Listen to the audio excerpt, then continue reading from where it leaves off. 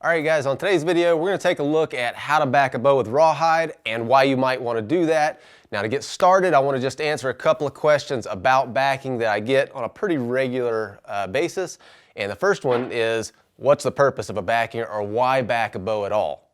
So if you think about the forces that are exerted on a bow when it's shot, when you draw that thing, the back of the bow, or the part that's facing away from you, is under a tremendous amount of tension. Those fibers are trying to be pulled apart. Now the purpose of a backing, regardless of what kind of backing it is to absorb and withstand that tension force. So there's a couple of different natural materials that work great for backing, and I'll go over a couple of them here. And the first one is sinew. Sinew is a great backing material, but it is a lot of work to sinew back a bow. The second option is something like a hickory or a bamboo slat, another great option, but hickory and bamboo requires a flat surface to glue to. So if you're working with a natural stave, you're gonna have to flatten that back completely out to be able to glue that material to. Rawhide, on the other hand, also a great backing material, but rawhide being stretchy will conform to any kind of irregularities in the back, whether it be knots or dips or snake in the grain. Another question I get pretty regularly is, can I use a rawhide chew toy, like a dog chew, as rawhide backing? And the answer is yes, but what I find the problem with a chew toy used as a backing is that rawhide tends to be very thick, and basically it's just overkill, and you're adding a bunch of extra mass to those limbs, which can kill the performance of these bows. If you've watched any of the videos that I have over on my Patreon site that deal with creating high performance primitive bows, you'll know that decreasing the mass, especially out towards the limb tips, is one thing that you're really going to want to focus on. Anything that you can do to decrease the mass out towards the limb tips is going to help you pick up some speed and pick up some performance in these bows. And that is why, the primary reason why I prefer to use a thinner rawhide as backing. So there's a couple of reasons that you might want to back a bow with rawhide, and one of them is if you're working with a stave that has a questionable back. Let's say we're working with a piece of Osage or some other wood where you're wanting to follow a ring, but it has super thin rings and you're just not confident in your ability to follow that ring without breaking through it.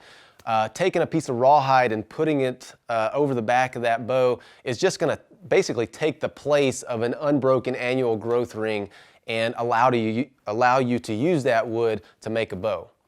Another reason is if you're working with a species that just doesn't perform very well in tension. Species like eastern red cedar or juniper is a great example of that. It makes a very good bow if it's backed with something, but if it's unbacked, it tends to be a very brash or brittle wood. And so using rawhide or sinew or some other type of backing material is going to allow you to make use of those woods as well. Another situation that would call for a backing is if you're working with board bows or some other situation where you have a stave perhaps that just doesn't follow the grain. Using some sort of backing is a great way to make use of that type of wood as well. All right, so let's get started. If you've got your rawhide from my website, it's going to come looking like this. There's going to be a slick side and a rough side. The rough side is the part that you're going to want to glue to the bow. Now we're going to be rehydrating this in just a minute, but before we do that, I like to sand the rough side with something like 50 to 80 grit sandpaper, just to take off any membrane that might be clinging to the hide and any dirt that might inhibit the glue. Once you sand this, you're going to want to rehydrate it in warm water until it's completely rehydrated and pliable. Now don't use hot water. If you put this thing in water that's too hot, you're going to cook the hide and make it fall apart. Warm water is what you want. All right, so while our rawhide is rehydrating there in that warm water, I'm just going to go ahead and take a hacksaw blade and run up and down the back of this limb where we're going to glue that rawhide. This is just going to score the back of it and increase the surface area, just give that glue a place to really get down into and hold.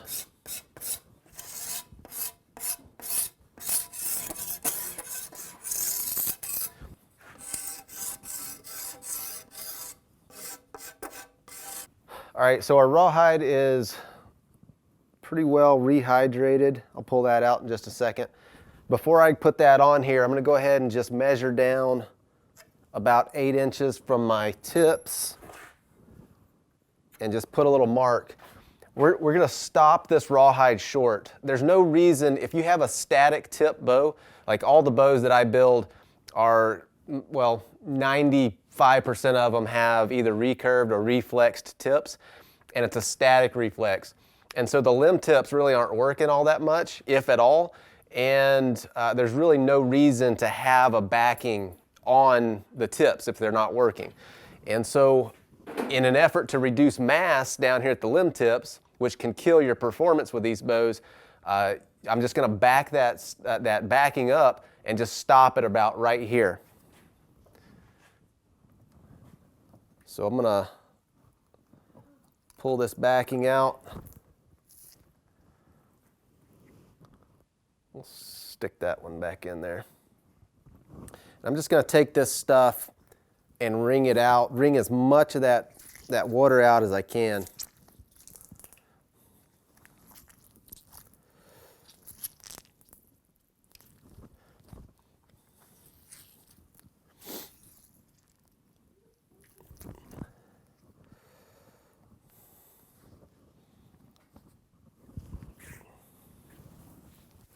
Go ahead and stretch it out. Now, rawhide is a natural material, obviously, and it's oftentimes not 100% uniform from one side or one end of the strip to the other. A lot of times you'll have a thick end and a thin end. And if that's the case with the rawhide that you get, I try to put the thicker end towards the handle and the thinner end out towards the limb tips. And the reason I do that is because the thinner side of the rawhide is obviously going to have less mass in it, and anything that I can do to reduce mass, especially as you move towards those limb tips, is going to help you pick up a little bit of speed, a little bit of performance. So this is going to be the thin end of my rawhide. I'm just going to stick this up here just a little bit past the mark that I made, and then I'm going to overlap this in the handle, and so I'm just going to lay this on here without any glue, just to kind of pre-measure it. And then I'm going to trim off what I don't need.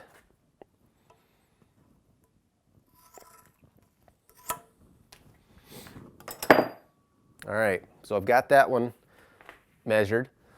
Now the glue we're going to be using is Titebond 3. I use this for all kinds of bow building applications. I put on my tip overlays with this. If I need to glue on any kind of tip reinforcements or additional pieces of wood to the handle to beef the handle up, I use Titebond for all of that stuff. It's a wonderful wood glue. And this has been sitting out in my shop last night. It was kind of cold, so it's a little bit kind of half frozen. Put you a good little coat on there and spread that out. You don't need a tremendous amount of glue, but you want enough to get down in all those little scores that were created with the hacksaw blade. And your rawhide is actually it'll soak up a little bit of this glue, so you want enough to account for that as well.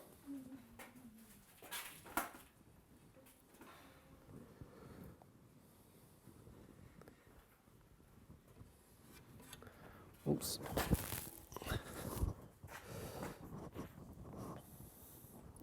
So now we're just going to lay this right on the back. Kind of spread it out a little bit.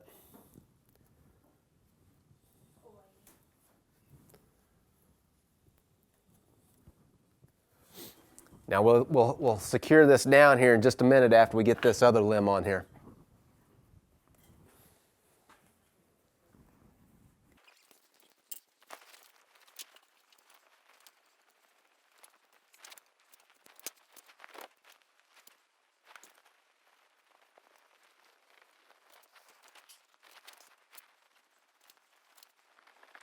All right, so I've got the glue down, I've got the rawhide set on here, and I've got it all placed exactly where I want it.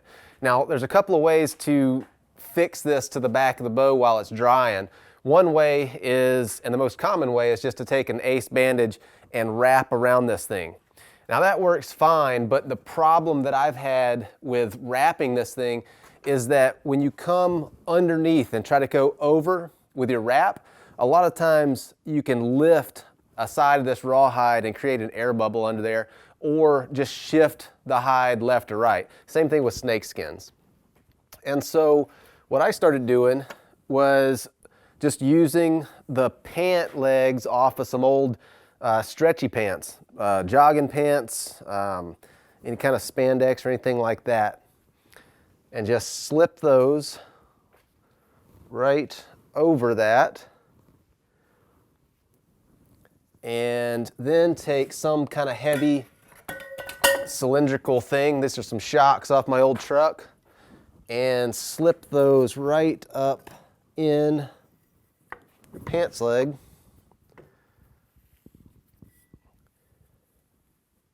And then that's going to hold everything down, and it's going to hold it evenly. And then once you've got that thing secured in there, you can go ahead and take your thumbs and go from the center out, and you can squeegee out any excess glue, just back and forth all the way up and down this thing.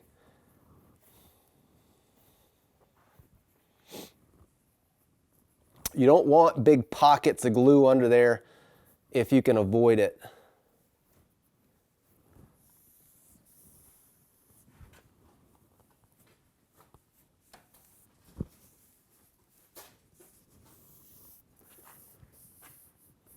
All right, so I'll go ahead and do the other one.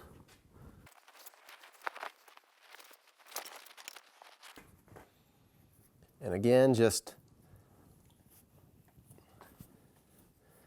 make sure that everything is squeegeed out.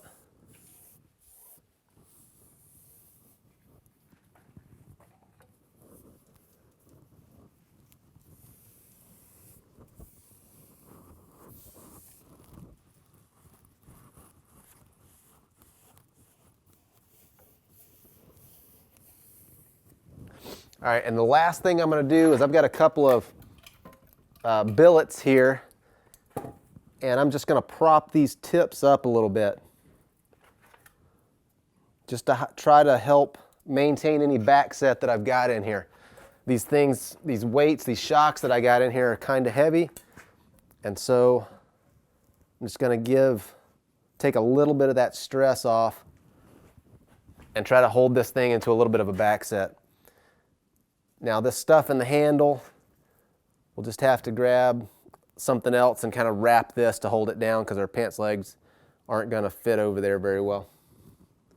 All right, so it's been a couple of days since I put the backing on here. Now you'll notice that this thing is wrapped with an ace bandage.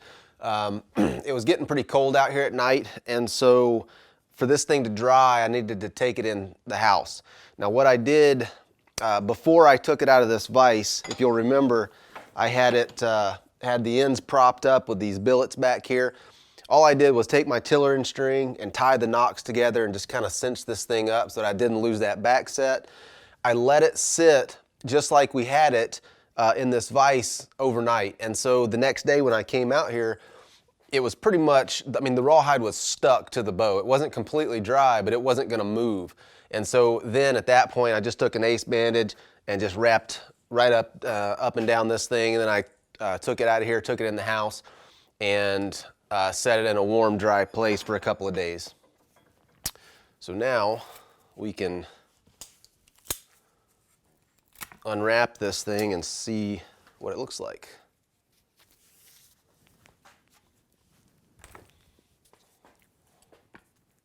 When you wrap these bows, you want to do it with something that can breathe, like an ace bandage or T-shirt strips or something like that. You don't want to be wrapping this with plastic or rubber or something like that, because the rawhide's never going to dry. It'll actually rot.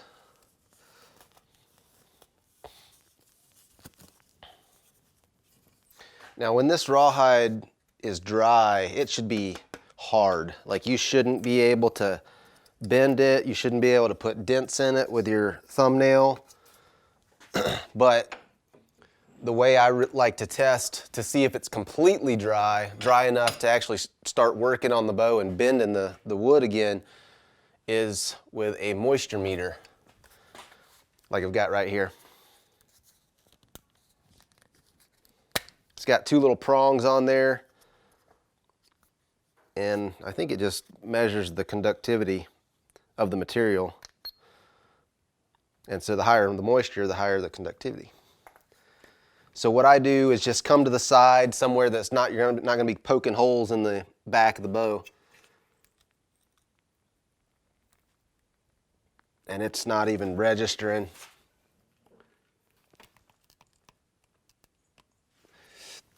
On the limbs, which is good. Now if we take this thing and stick it where we had two layers in the handle right here, we're on up above 20% moisture right here, just because we had that thick spot where we had two pieces of rawhide doubled up. Now that's not going to matter because this is a stiff handled bow, so we can go ahead and just start working on this bow because the rawhide down here in the limbs are dry.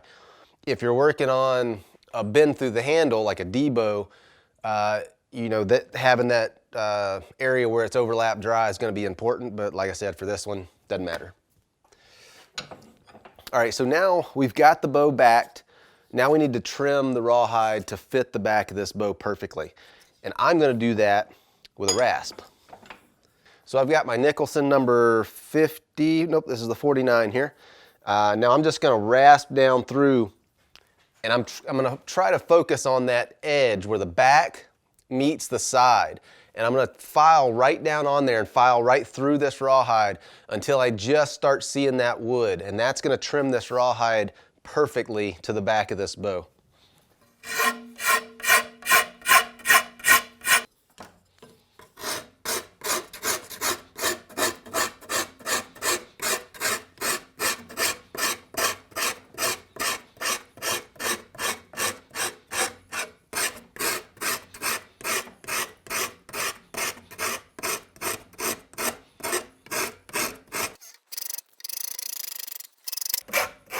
Now any little dips or snake in the grain, you can use the round side of the file.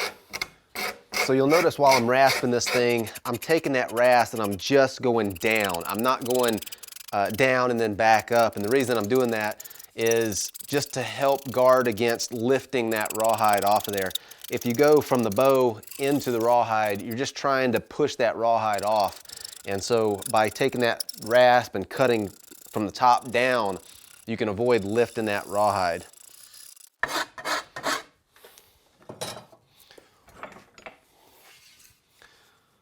All right, so we've got our rawhide trimmed to the back of the bow. Now we need to go ahead and just feather these ends out a little bit. They're coming out a little bit different spots on the limb, so I'm going to shorten this one up and make it match this one. Then we can go ahead and take a scraper and just scrape these rasp marks off the edges of the bow. Once we get that done, I'm going to go ahead and take some thin super glue and just run a bead of super glue right along that seam where this rawhide meets the wood. The reason I do that is because when we go to sand this rawhide or sand the edge of this bow, the rawhide has a tendency to kind of fuzz up a little bit. And if you run a bead of super glue along the edge of it, it kind of penetrates that rawhide and helps solidify it so it's not so bad about fuzzing up like that. So if you have any little gaps or anything, little air gaps where you didn't get the rawhide completely down on the side of the bow, now's the time to fix them. All you gotta do is just take a little bit of that tight bond, put it on your finger, and just kind of work that stuff in there, and then clamp it down and let that dry.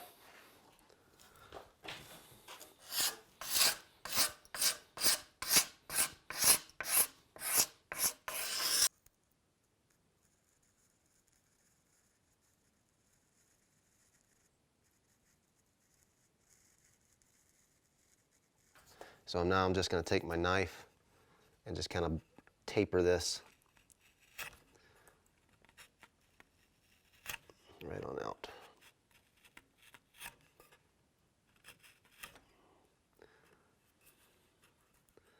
Back that up a little bit.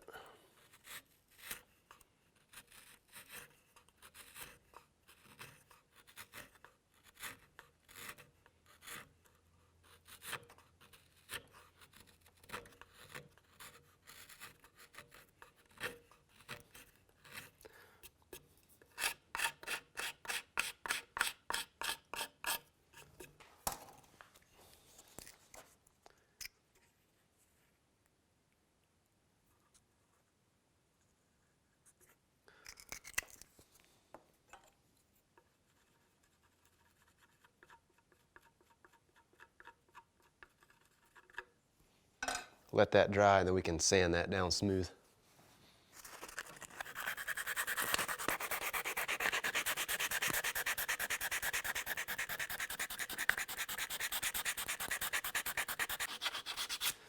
All right, so I'm just gonna take this sandpaper and just sand these edges down where we ran that bead of super glue right on the edge of this rawhide, and that's gonna help round things over and smooth everything out.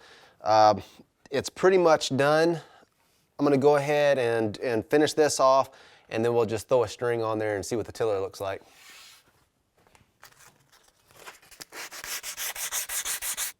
All right, so our rawhide backing is pretty much done. We went ahead and just ran a bead of super glue around all the edges, let that solidify and harden up, and then we sanded that down. We've got nice smooth lines all the way around this rawhide. Down here where we tapered it out, we did the same thing. Just ran some super glue on there, smeared it around, let that harden, and then just took some sandpaper and sanded this down so we've got a nice smooth transition from the rawhide into the limb. But sometimes when you back a bow, the tiller is going to change a little bit. So I want to string it up and just see if that was the case. And if you look at this thing, I'm not sure if you can see that out on the camera or not. You should be able to. But there's a bigger gap here than here. So this is the top limb. So this bow is going to have, right now, a negative tiller. And so to fix that, I just got to remove some wood from the belly side of this. Take me just a few minutes to do, and we'll get this bow shooting again. To finish this bow off, all I'm going to do is sand it down after I fix this tiller.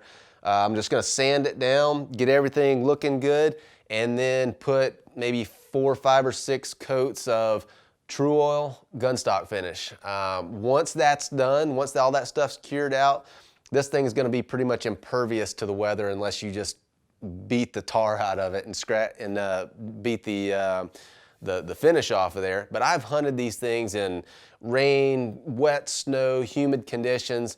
Doesn't matter. Once you've got this thing sealed up, it's going to be pretty much impervious to the weather. Now, if you've made it this far through this video, I'm going to assume you are very into bow building.